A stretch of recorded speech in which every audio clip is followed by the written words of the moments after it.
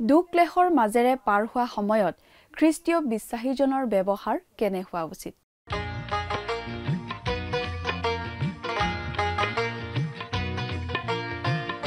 আজিৰে পবিত্ৰ ক্ষণতে উজলি উঠা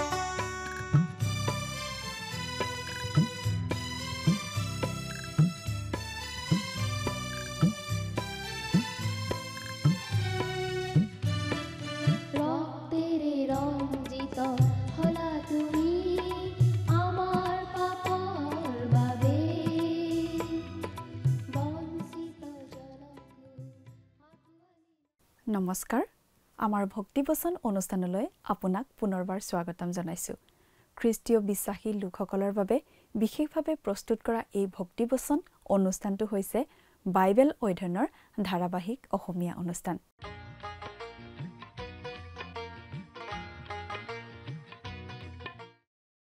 প্ৰিয় দৰ্শক আপুনি যদি আমাৰ এই অনুষ্ঠানটো নিয়মিতভাৱে শুনি আছে তেনেহলে আপুনি নিশ্চয় জানে যে আমাৰ আগৰটো অনুষ্ঠানত বাইবেলৰ নতুন নিয়ম খণ্ডৰ পিতৰৰ প্ৰথম পত্ৰ বা চমুকৈ প্ৰথম পিতৰ নামৰ পুস্তকখনৰ 1 নম্বৰ অধ্যায়ৰ 5 নম্বৰ পদৰ পৰা 9 নম্বৰ পদলৈকে পঢ়ি তাৰ ভিত্তিত আগবঢ়োৱা আলোচনা শুনিবলৈ পাইছিলো আজিৰ অনুষ্ঠানত আমি এই প্ৰথম পিতৰ পুস্তকৰ 1 নম্বৰ অধ্যায়ৰ 10 নম্বৰ পদৰ পৰা 14 নম্বৰ পদলৈকে পঢ়ি তাৰ ভিত্তিত আগবঢ়োৱা আলোচনা শুনিবলৈ পাম ঈশ্বৰে তেওঁৰ আচৰিত শক্তিৰে আমাক পৰিত্ৰাণ কৰিলে আৰু পৰিত্ৰাণ পোৱাৰ পাছতো তেওঁৰ শক্তিৰে আমাক ধৰি ৰাখিছে খ্ৰীষ্টীয় বিশ্বাসী এজনৰ জীৱনৰ এইটো এটা মূল কথা যে আমি বিশ্বাসেৰে খ্ৰীষ্টলৈ আহো আৰু তেওঁ আমাক ধৰি ৰাখে ঈশ্বৰে আমাক এক সৎকৰ্মৰ আৰম্ভণি কৰে আৰু সেই কাম তেওঁ চলাই গৈ থাকে প্ৰভু যীশুত বিশ্বাস কৰি আমি যি পৰিত্ৰাণ লাভ কৰিলো সেই পৰিত্ৰাণ প্ৰকাশিত হোৱাৰ দিনলৈকে ঈশ্বৰে আমাক ধৰি ৰাখে নিৰাপদে পাছনি পিতৰে প্ৰভু যীশুক লগ পাইছিল আৰু তেওঁৰ লগত 3 বছৰ একেলগে কটাইছিল সেই সময়খিনিত পিতৰ বেয়াকৈ বিফল হৈছিল কিন্তু পুনৰুত্থিত যীশুৱে সাগৰৰ পাৰত পিতৰক আকৌ কামত নিযুক্ত কৰিছিল আৰু তেওঁৰ মেৰবিলাকক প্ৰতিপালন কৰিবলৈ কৈছিল পিতৰেই প্ৰথমে জেৰুজালেমত বক্তৃতা দিছিল আৰু বহুতো লোকে খ্ৰীষ্টত বিশ্বাস কৰিছিল এতিয়া পিতৰে আমাক কৈ আছে যে আমি যীশু খ্ৰীষ্টক দেখা পোৱা নাই তথাপি বিশ্বাস কৰিছো আজি পবিত্ৰ আত্মাই আমাৰ আগত যীশু খ্ৰীষ্টক প্ৰকাশ কৰে আৰু বাস্তৱ কৰি তোলে এইয়ে খ্ৰীষ্টীয় জীৱনৰ ৰহস্য যেতিয়া আমি খ্ৰীষ্টক প্ৰেম কৰো তেতিয়া আমাৰ জীৱনৰ সকলো কথা শান্তিত লাগে আমাৰ পৰিত্ৰাণৰ কথাটো পুৰণি নিয়মৰ ভাৱবাণীবোৰৰ এটা বিষয় আছিল ভাৱবাদীসকলৰ লগতে পাছনিসকলে ইয়াৰ সত্যতাৰ বিষয়ে সাক্ষ্য দিয়ে এই কথাটোৱে খ্ৰীষ্টীয় বিশ্বাসৰ বাবে তাৰণাৰ সন্মুখীন হৈ থকা যিহুদী বিশ্বাসীসকলক যথেষ্ট উৎসাহ যোগাইছিল পুৰণি নিয়মৰ দিনৰ ভাৱবাদীসকলে অতি নিষ্ঠা সহকাৰে এই পৰিত্ৰাণৰ বিষয়ে ভাৱবাণী কৰি আহিছিল ভাৱবাদীসকলে বিশেষভাৱে কৈছিল খ্ৰীষ্টৰ দুখভোগৰ কথা আৰু ঈশ্বৰৰ অনুগ্ৰহৰ কথা। আমি এই বিষয়ে বিশেষভাৱে যিচয়া 53 নম্বৰ অধ্যায় আৰু গীতমালা 22 নম্বৰ গীতত পাওঁ আৰু লগতে পুৰণি নিয়মৰ আন ঠাইতো পাওঁ। আৰু আহিবলগীয়া গৌৰৱ মহিমাৰ কথা আমি বিশেষভাৱে পাওঁ যিচয়া 11 নম্বৰ অধ্যায় আৰু গীতমালা 45 নম্বৰ গীতত। প্ৰিয় দৰ্শক, কথাবোৰ অধিক বহলাই চাবলৈ আহকচোন। এতিয়া আমি মূল আলোচনাটোৰ মাজলৈ আগবাঢ়ি যাওঁ। প্ৰিয় শ্ৰোতা, আপুনি যদি আমাৰ এই ভক্তিবচন অনুষ্ঠান নিয়মিতভাৱে শুনি আছে, তেনেহ'লে আপুনি নিশ্চয় জানে যে আমি আজি কিছুদিন ধৰি বাইবেলৰ নতুন নিয়ম খণ্ডৰ পিতৰৰ প্ৰথম পত্ৰ বা চমুকৈ প্ৰথম পিতৰ নামৰ পুস্তকখন অধ্যয়ন কৰি আছোঁ, নহয়নে বাৰু? আপুনি যদি আমাৰ আগৰ অনুষ্ঠানটো শুনিছিল, তেনেহ'লে আপোনাৰ নিশ্চয় মনত আছে যে আমি যোৱা অনুষ্ঠানত এই প্ৰথম পিতৰ পুস্তকখনৰ প্ৰথম অধ্যায়ৰ 9 নম্বৰ পদলৈকে পঢ়ি আমাৰ আলোচনা আগবঢ়াইছিলোঁ। গতিকে আজিৰ অনুষ্ঠানত আমি প্ৰথম অধ্যায়ৰ 10 নম্বৰ পদৰ পৰা আমাৰ আলোচনা আৰম্ভ কৰিব খুজিছোঁ। এতিয়া বাইবেলৰ পৰা পাঠ কৰি দিব খুজিছোঁ, অনুগ্ৰহ কৰি চাই যাব আৰু লগত যদি বাইবেল নাই মন দি শুনিব দেই। প্ৰথম পিতৰ প্ৰথম অধ্যায় 10 পদ। ইয়াত এনেদৰে লিখা আছে, যি ভাৱবাদীসকলে তোমালোকৰ নিমিত্তে নিৰূপিত অনুগ্ৰহৰ বিষয়ে ভাৱবাণী কৈছিল, তেওঁবিলাকে সেই পৰিত্ৰাণৰ বিষয়ে যত্নেৰে বিচাৰ আৰু অনুসন্ধান কৰিছিল। ভাৱবাদীসকল ঈশ্বৰৰ বিশেষ লোক। তেওঁলোকক বিভিন্ন কালত ঈশ্বৰে ব্যৱহাৰ কৰিছিল আৰু তেওঁলোকৰ যোগেদি মানুহৰ আগত নানা ধৰণৰ গুৰুত্বপূৰ্ণ কথা প্ৰকাশ কৰিছিল। তেওঁলোকে ঈশ্বৰৰ কথা মানুহৰ আগত প্ৰকাশ কৰিছিল। তেওঁলোকৰ যোগেদি ঈশ্বৰে ভৱিষ্যতৰ কথা ঘোষণা কৰিছিল। তেওঁৰ আঁচনি, তেওঁৰ পৰিকল্পনা মানুহৰ আগত প্ৰকাশ কৰাইছিল। আমি শাস্ত্ৰত এই কথা অতি নিশ্চিতভাৱে বুজি পাওঁ যে প্ৰভু যীশুখ্ৰীষ্টৰ যোগেদি ঈশ্বৰৰ অনুগ্ৰহ মানৱ জাতিলৈ বুলি প্ৰকাশিত হ'ব বুলি ভাৱবাদীসকলে প্ৰকাশ কৰি আহিছিল। মানৱ জাতিৰ পৰিত্ৰাণৰ বাবে যে প্ৰভু যীশু আহিব, সেই কথা ভাৱবাদীসকলে জানিছিল আৰু তেওঁলোকে সেই পৰিত্ৰাণৰ বিষয়ে যত্নেৰে বিচাৰ আৰু অনুসন্ধান কৰিছিল। প্ৰভু যীশুৰ জন্ম এটা আকস্মিক ঘটনা নহয়। ঈশ্বৰৰ মহান আঁচনি অনুসাৰেই সেই জন্ম। ভাৱবাদীসকলে জানিছিল যে স্বয়ং ঈশ্বৰে মানুহৰূপে জন্ম ল'ব, প্ৰভু যীশু ৰূপে, আৰু তেওঁৰ যোগেদিয়েই মানুহৰ পৰিত্ৰাণৰ পথ সিদ্ধ হ'ব। তেওঁলোকে অতি যত্নেৰে সেই সকলো কথা অনুসন্ধান কৰিছিল।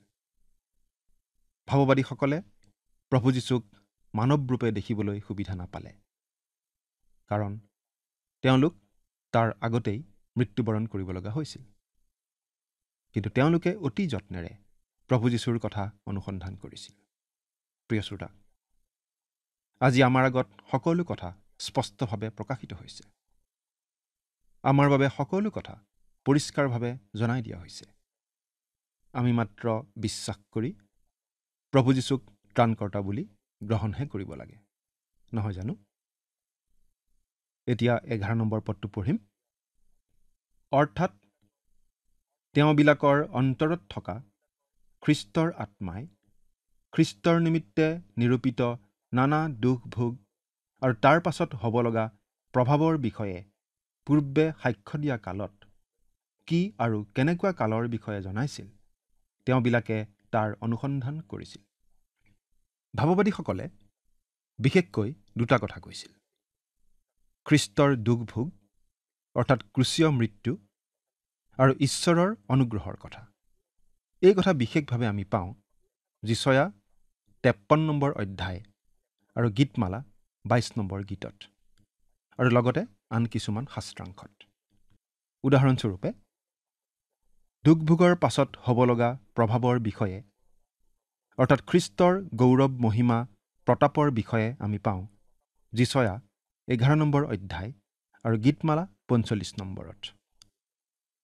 ভাৱবাদীসকলে খ্ৰীষ্টৰ দুখভোগৰ বিষয়ে ভৱিষ্যতবাণী কৰিছিল আৰু তাৰ পাছত খ্ৰীষ্ট যেতিয়া এই পৃথিৱীলৈ তেওঁৰ ন্যায় শাসন প্ৰতিষ্ঠা কৰিবলৈ ৰজা হিচাপে আহিব, তেতিয়া প্ৰকাশ পাবলগীয়া তেওঁৰ সাৰ্বভৌম মহিমা, প্ৰতাপ আৰু গৌৰৱৰ বিষয়ে কৈছিল। উদাহৰণস্বৰূপে যিচয়া 11 নম্বৰ অধ্যায়ত আমি এনেদৰে পাওঁ, কিন্তু তেওঁ ধাৰ্মিকতাৰে দৰিদ্ৰবিলাকৰ শোধ কৰিব আৰু ন্যায়েৰে পৃথিৱীৰ নম্ৰ লোকবিলাকৰ নিমিত্তে বিচাৰ নিষ্পত্তি কৰিব আৰু নিজ মুখৰ দণ্ডেৰে পৃথিৱীক প্ৰহাৰ কৰিব আৰু নিজ ওঠৰ ফুৰে দুষ্টক মাৰিব। ধাৰ্মিকতা তেওঁৰ কঁকালৰ টঙালীস্বৰূপ হ'ব আৰু বিশ্বস্ততা তেওঁৰ কটিবন্ধন হ'ব। সেইদিনা ৰাং কুকুৰে ভেড়া পোৱালিৰ লগত বাস কৰিব আৰু নাহৰ ফুটুকী বাঘে চাগ পোৱালিৰ লগত শয়ন কৰিব। দামুৰি আৰু যুৱা সিংহ আৰু হৃষ্টপুষ্ট পশু একেলগে থাকিব আৰু এটি সৰু ল'ৰাই সিহঁতক চলাব। গাই গৰু আৰু ভালুকি একেলগে চৰিব, সিহঁতৰ পোৱালিবোৰ একেলগে শুব আৰু সিংহই বলদৰ দৰে ধান খেৰ খাব আৰু পিয়াহ খোৱা কেঁচুৱাই ফেটি সাপৰ গাঁতৰ ওপৰত ধেমালি কৰিব আৰু পিয়াহ এৰা ল'ৰাই দাইল সাপ থকা গাঁতত হাত দিব। মোৰ গোটেই পবিত্ৰ পৰ্বতত কোনেও কাকো হিংসা বা বিনষ্ট নকৰিব, কিয়নো সমুদ্ৰ যেনেকৈ পানীৰে ঢকা, তেনেকৈ পৃথিৱী জিহুৱা বিষয়ক জ্ঞানেৰে পৰিপূৰ্ণ হ'ব। সেইদিনা লোকবিলাকৰ নিমিত্তে নিচানৰূপে থিয়কৈ ৰখা যিচয়ৰ শিপাডালিৰ ওচৰলৈ জাতিবিলাক যাব আৰু তেওঁৰ বিশ্ৰাম স্থান গৌৰৱান্বিত হ'ব। যিচয়া 11 নম্বৰ অধ্যায় 4-10 পদ। তেওঁবিলাকৰ অন্তৰত থকা খ্ৰীষ্টৰ আত্মাই।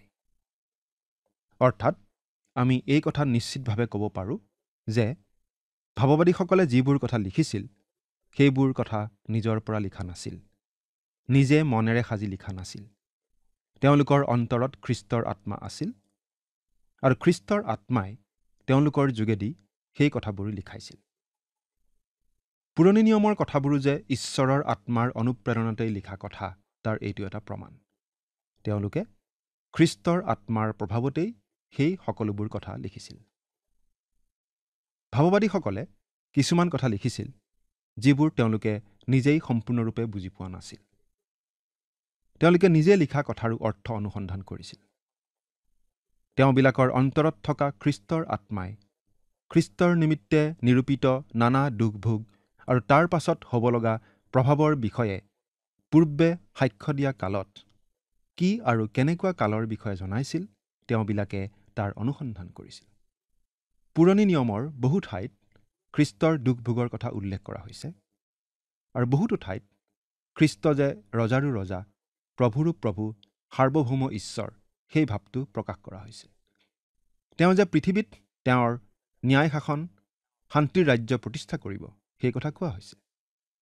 অনুগ্ৰহ আৰু মহিমা একেলগে প্ৰকাশিত হৈছে আৰু এই সকলো কথা তেওঁলোকৰ বাবেও বুজিবলৈ টান যেন আছিল। উদাহৰণস্বৰূপে যিচয়াই 53 নম্বৰ অধ্যায়ত খ্ৰীষ্টৰ দুখ-ভোগৰ কথা লিখিছে, আনহাতে 11 নম্বৰ অধ্যায়ত তেওঁ লিখিছে মচীহ অৰ্থাৎ খ্ৰীষ্টই ৰজা হিচাপে এই পৃথিৱীত ন্যায় শাসন প্ৰতিষ্ঠা কৰাৰ কথা।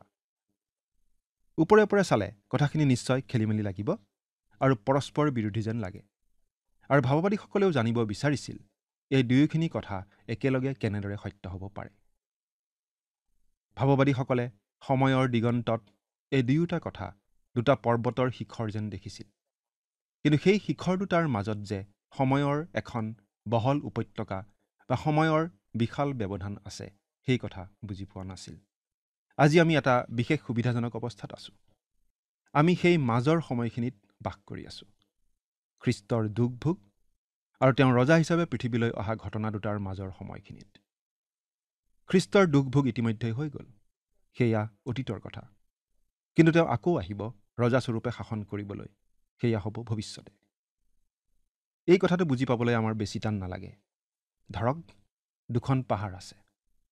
আমি দূৰৰ পৰা চাই পঠিয়ালে পাহাৰ দুখন একেলগে থকা যেন লাগে, কিন্তু পাহাৰ দুখনৰ মাজত প্ৰায় 10-20 মাইল বহল এখন সমতল আছে। আমি দূৰৰ পৰা চালে পাহাৰ দুখনৰ মাজৰ সেই সমান ঠাইখিনি নেদেখোঁ আৰু দুয়োখন পাহাৰ একে যেন দেখিম। কিন্তু পাহাৰ দুখনৰ মাজত থিয় হ'লেহে আমি বুজি পাম যে আচলতে পাহাৰ দুখন, এখন নহয়। প্ৰভু যীশুৰ দুখ ভোগ আৰু তেওঁৰ ৰজাস্বৰূপে আগমন, এই ঘটনা দুটাও একে নহয়। দুয়োটা ঘটনাৰ মাজত সময়ৰ ব্যৱধান আছে। প্ৰভু যীশুৰ দুখ ভোগ আৰু ক্ৰুচীয় মৃত্যুৰ ঘটনাটো ইতিমধ্যেই ঘটি গ'ল। সেয়া প্ৰায় 2000 বছৰ আগৰ কথা। তেওঁ ক্ৰুচত আমাৰ হকে প্ৰাণ দিলে আৰু আমাৰ পাপৰ প্ৰায়চিত্ত কৰিলে। আমাৰ অপৰাধৰ শাস্তি তেওঁ ল'লে। আমি যি যন্ত্ৰণা পাব লাগিছিল, সেই যন্ত্ৰণা তেওঁ ল'লে ক্ৰুচৰ ওপৰত। তেওঁ কবৰস্থ হ'ল আৰু তৃতীয় দিনা মৃত্যুক জয় কৰি পুনৰ জি উঠিল আৰু সোঁশৰীৰে স্বৰ্গলৈ গ'ল। এতিয়া তেওঁ স্বৰ্গত পিতৃ ঈশ্বৰৰ সোঁহাতে বহি আমাৰ হকে, অৰ্থাৎ প্ৰতিজন খ্ৰীষ্টীয় বিশ্বাসীৰ হকে নিবেদন কৰি আছে। এনেদৰে আজি প্ৰায় 2000 বছৰ পাৰ হৈ গ'ল। কিন্তু প্ৰভু যীশু আকৌ আহিব। তেওঁ প্ৰতিজ্ঞা কৰি গৈছে। এইবাৰ তেওঁ আহিব প্ৰচণ্ড প্ৰতাপী ৰজা হিচাপে, পৃথিৱীত তেওঁৰ 1000 বছৰীয়া ন্যায় শাসন প্ৰতিষ্ঠা কৰিবলৈ। তেওঁ আহিব। কিন্তু কেতিয়া আহিব তাৰ সঠিক চন তাৰিখ আমাক জনাই দিয়া হোৱা নাই। ভাৱবাদীসকলে প্ৰভু যীশু পৃথিৱীলৈ মানৱ ৰূপেৰে অহাৰ কেইবাশ বছৰ আগতেই এই সকলোবোৰ কথা লিখিছিল, প্ৰভু যীশুৰ আত্মাৰ দ্বাৰা পৰিচালিত হৈ।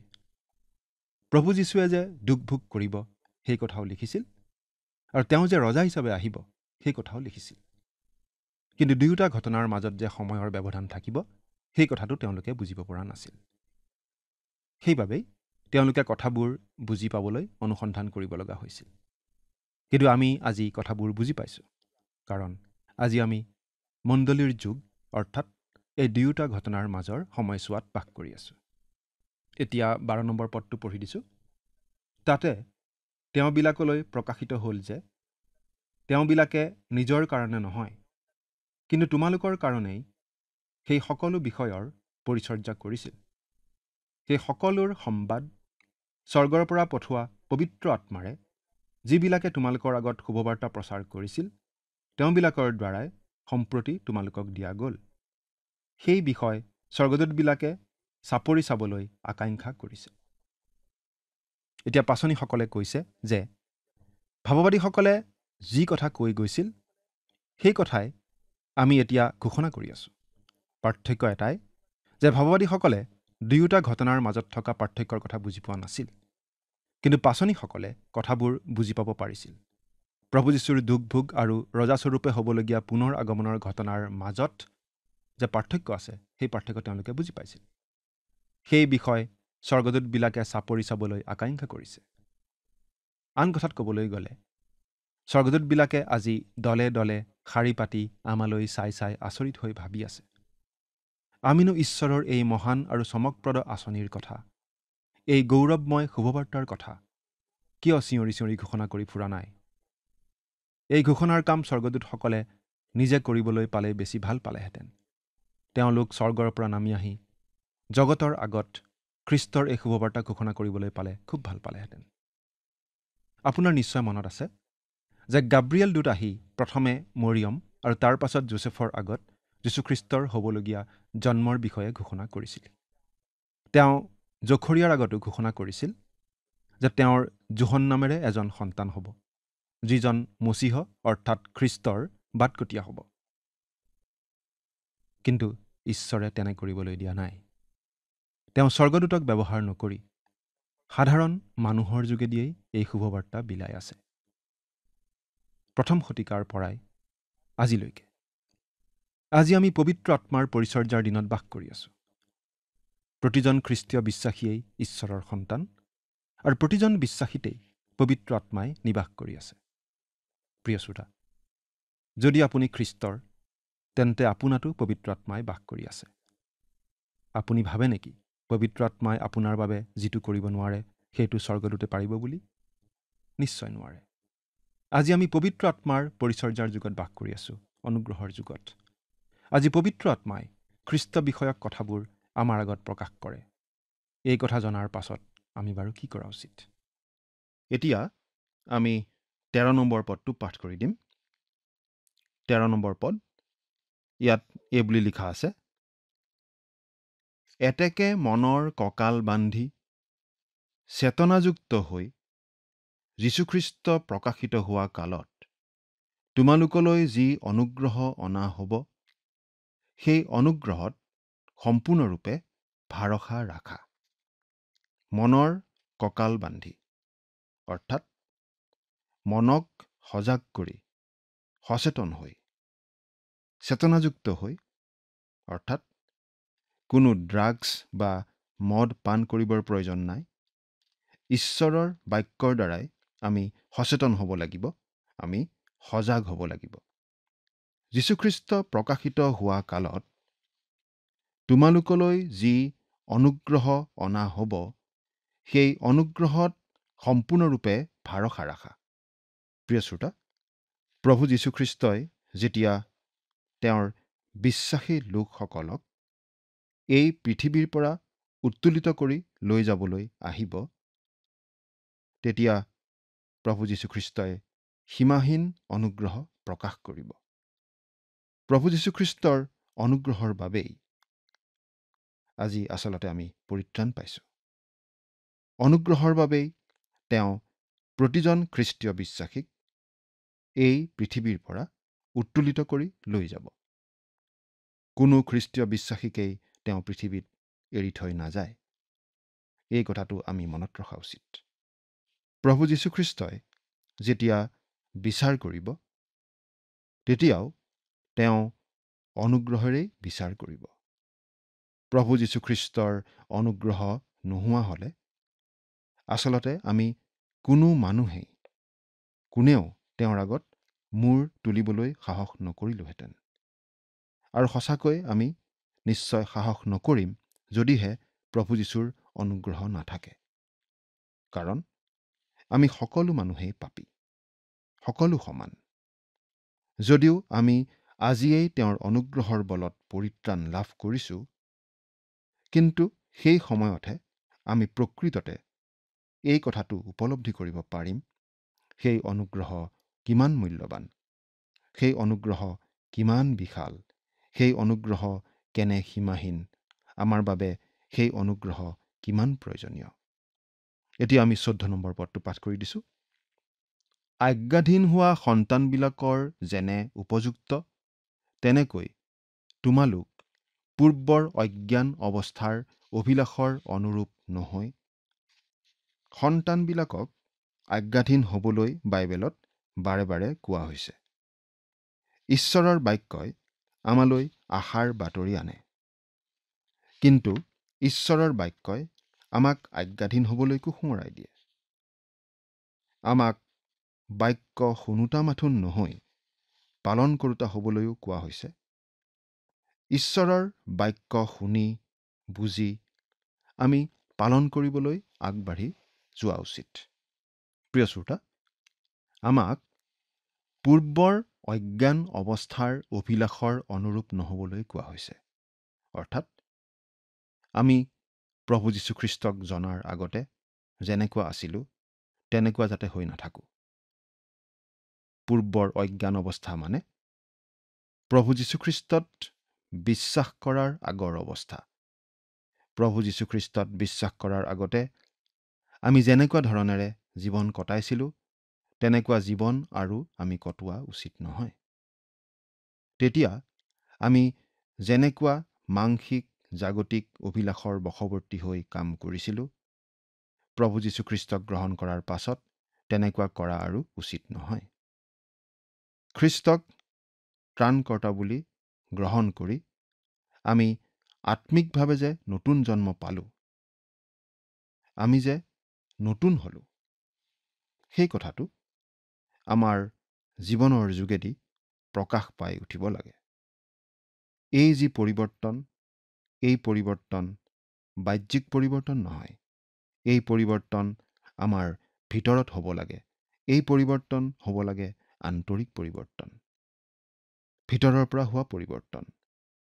কোনেও জোৰকৈ এই পৰিৱৰ্তন আমাৰ মাজত আনি দিব নোৱাৰে। আমি নিজৰ চেষ্টাৰেও তেনেকুৱা ধৰণে পৰিৱৰ্তিত হ'ব নোৱাৰোঁ। কিন্তু প্ৰভু যীশুখ্ৰীষ্টক ত্ৰাণকৰ্তা বুলি গ্ৰহণ কৰিলে আমি পবিত্ৰ আত্মাৰ যোগেদি আত্মিকভাৱে নতুন জন্ম লাভ কৰোঁ আৰু আমি হৈ পৰোঁ ঈশ্বৰৰ সন্তান। আৰু তেতিয়াই আমাৰ আন্তৰিক পৰিৱৰ্তন হয়। আৰু তেতিয়াই আমি লাভ কৰোঁ এটা নতুন স্বভাৱ, এটা নতুন প্ৰকৃতি। আৰু সেই নতুন স্বভাৱৰ বশৱৰ্তী হৈ আমি জীৱন কটোৱা উচিত। প্ৰিয় শ্ৰোতা, আপুনি বাৰু প্ৰভু যীশুখ্ৰীষ্টৰ শিষ্য হিচাপে নতুন জীৱনৰ আশীৰ্বাদ লাভ কৰি এটা পৰিৱৰ্তিত জীৱন যাপন কৰি আছেনে? আপুনি বাৰু প্ৰভু যীশুখ্ৰীষ্টৰ শিষ্য হিচাপে এই পৃথিৱীত আপোনাৰ জীৱনৰ যোগেদি সাক্ষ্য প্ৰদান কৰি আছেনে? নে আপুনি এতিয়াও আপোনাৰ পুৰণি জীৱনৰ অজ্ঞান অৱস্থাৰ নিচিনাকৈ অভিলাষ পূৰণ কৰিবৰ কাৰণেই জীয়াই আছে? যদিহে আপুনি প্ৰভু যীশুৰ শিষ্য হিচাপে নতুন জীৱনৰ আশীৰ্বাদ লাভ কৰি পৰিৱৰ্তিত জীৱন যাপন কৰা নাই, এই মুহূৰ্তৰ পৰাই নকৰে কিয়? ঈশ্বৰে আপোনাক এই মুহূৰ্ততে সহায় কৰিব পাৰে। আপুনি কেৱল আগ্ৰহেৰে তেওঁৰ ওচৰলৈ আহক আৰু আপোনাৰ জীৱন তেওঁৰ হাতত সমৰ্পণ কৰক। ঈশ্বৰে আপোনাক আশীৰ্বাদ কৰক। আমেন।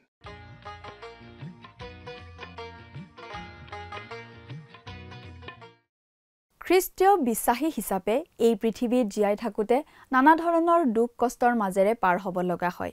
খ্ৰীষ্টীয় বিশ্বাসী হিচাপে আমি এই জগতত কেনেদৰে বাস কৰি থাকোঁ, সেইটো এটা গুৰুত্বপূৰ্ণ কথা।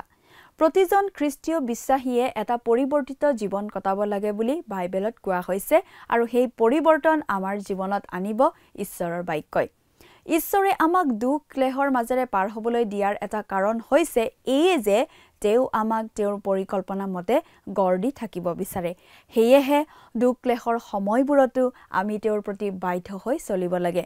আমি ঈশ্বৰৰ বাক্য কেৱল শুনোতা মাথোন নহয়, পালন কৰোতা হ'ব লাগে বুলি জাকোবেও লিখিছে। প্ৰিয় দৰ্শক, আজিলৈ আমাৰ অনুষ্ঠানটো ইমানতে সামৰণি মাৰিব খুজিছোঁ। পৰৱৰ্তী অনুষ্ঠানত আপোনালোকক পুনৰ লগ পাম বুলি আশা ৰাখিছোঁ। সামৰণি মৰাৰ আগতে আহকচোন আমি খন্তেক প্ৰাৰ্থনাত মূৰ্ণত কৰোঁ হওক।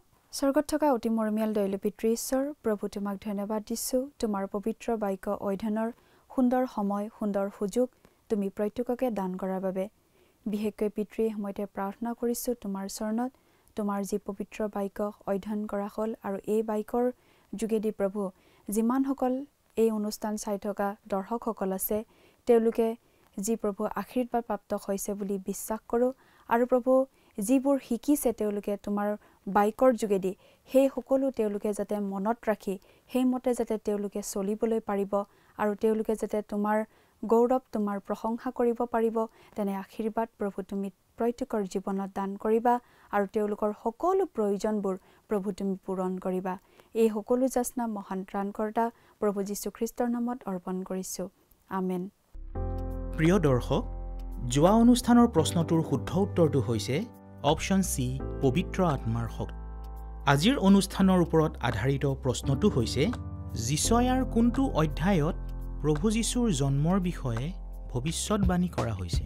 অপশ্যন এ যিছয়া 53 অধ্যায়, অপশ্যন বি যিছয়া 11 অধ্যায়, অপশ্যন চি যিছয়া 17 অধ্যায়, অপশ্যন ডি যিছয়া 18 অধ্যায়। প্ৰিয় দৰ্শক, আজিৰ প্ৰশ্নৰ সঠিক উত্তৰটো অহাকালি সন্ধিয়া 6 বজাৰ আগেয়ে আপোনাৰ নাম আৰু সম্পূৰ্ণ ঠিকনাৰে সৈতে আমালৈ 7429840242 নম্বৰত SMS নাইবা হোৱাটছআপ যোগে প্ৰেৰণ কৰক।